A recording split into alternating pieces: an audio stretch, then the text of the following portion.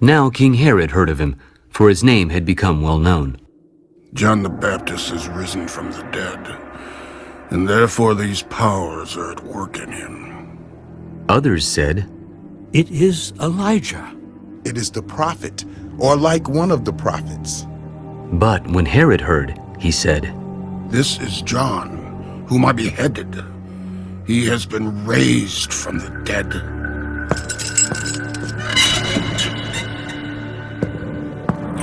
For Herod himself had sent and laid hold of John, and bound him in prison for the sake of Herodias, his brother Philip's wife, for he had married her, because John had said to Herod, It is not lawful for you to have your brother's wife. Therefore Herodias held it against him, and wanted to kill him, but she could not. For Herod feared John, knowing that he was a just and holy man, and he protected him. And when he heard him, he did many things, and heard him gladly. Then an opportune day came when Herod, on his birthday, gave a feast for his nobles, the high officers, and the chief men of Galilee. And when Herodias' daughter herself came in and danced, and pleased Herod and those who sat with him, Ask me whatever you want, and I will give it to you. Whatever you ask me, I will give you, up to half my kingdom. so she went out and said to her mother, What shall I ask? The head of John the Baptist. Immediately she came in with haste to the king and asked, I want you to give me at once the head of John the Baptist on a platter. And the king was exceedingly sorry. Yet, because of the oaths, and because of those who sat with him, he did not want to refuse her. Immediately, the king sent an executioner and commanded his head to be brought. And he went and beheaded him in prison, brought his head on a platter, and gave it to the girl. And the girl gave it to her mother. When his disciples heard of it, they came and took away his corpse and laid it in a tomb. Then the apostles gathered to Jesus and told him all things, both what they had done and what they had taught. Come aside by yourselves to a deserted place and rest a while. For there were many coming and going, and they did not even have time to eat. So they departed to a deserted place in the boat by themselves. But the multitude saw them departing, and many knew him and ran there on foot from all the cities. They arrived before them and came together to him. And Jesus, when he came out, saw a great multitude and was moved with compassion for them, because they were like sheep not having a shepherd. So he began to teach them many things. When the day was now far spent, his disciples came to him.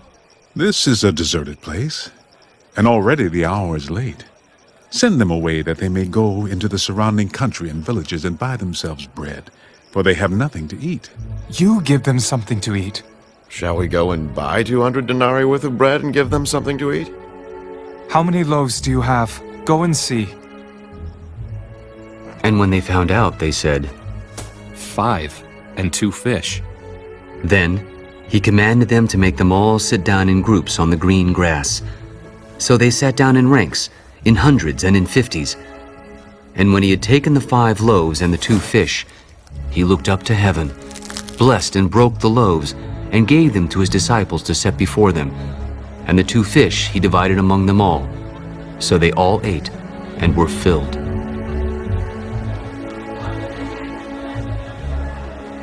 And they took up 12 baskets full of fragments and of the fish. Now those who had eaten the loaves were about 5,000 men. Immediately, he made his disciples get into the boat and go before him to the other side, to Bethsaida, while he sent the multitude away. And when he had sent them away, he departed to the mountain to pray.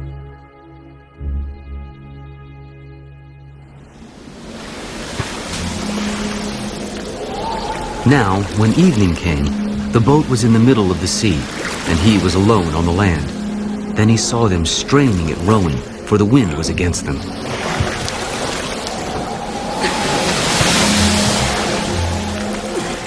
Now, about the 4th watch of the night, he came to them, walking on the sea, and would have passed them by. And when they saw him walking on the sea, they supposed it was a ghost and cried out. For they all saw him and were troubled. But immediately he talked with them. Be of good cheer. It is I. Do not be afraid. Then he went up into the boat to them, and the wind ceased. And they were greatly amazed in themselves beyond measure, and marveled. For they had not understood about the loaves, because their heart was hardened. When they had crossed over, they came to the land of Gennesaret and anchored there. And when they came out of the boat, immediately the people recognized him, ran through that whole surrounding region, and began to carry about on beds those who were sick to wherever they heard he was. Wherever he entered, into villages, cities, or the country, they laid the sick in the marketplaces and begged him that they might just touch the hem of his garment. And as many as touched him were made well.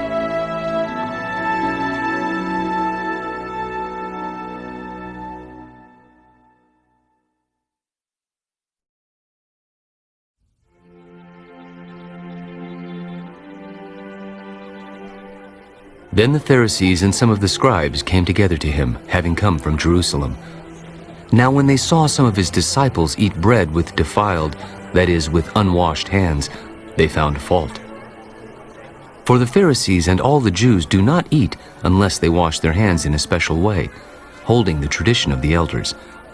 When they come from the marketplace, they do not eat unless they wash. And there are many other things which they have received and hold, like the washing of cups, pitchers, copper vessels, and couches. Then the Pharisees and scribes asked him, Why do your disciples not walk according to the tradition of the elders, but eat bread with unwashed hands? Well did Isaiah prophesy of you, hypocrites, as it is written, This people honors me with their lips, but their heart is far from me, and in vain they worship me, teaching as doctrines the commandments of men. For laying aside the commandment of God, you hold the tradition of men, the washing of pitchers and cups, and many other such things you do. All too well you reject the commandment of God, that you may keep your tradition. For Moses said, Honor your father and your mother, and he who curses father or mother, let him be put to death. But you say, If a man says to his father or mother, Whatever profit you might have received from me is korban, that is a gift to God, then you no longer let him do anything for his father or his mother, making the word of God of no effect through your tradition, which you have handed down, and many such things you do.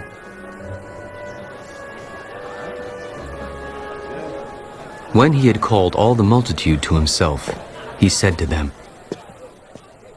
Hear me, everyone, and understand. There is nothing that enters a man from outside which can defile him, but the things which come out of him, those are the things that defile a man. If anyone has ears to hear, let him hear.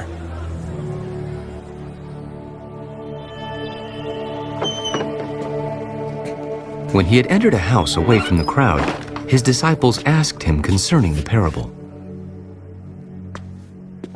Are you thus without understanding also?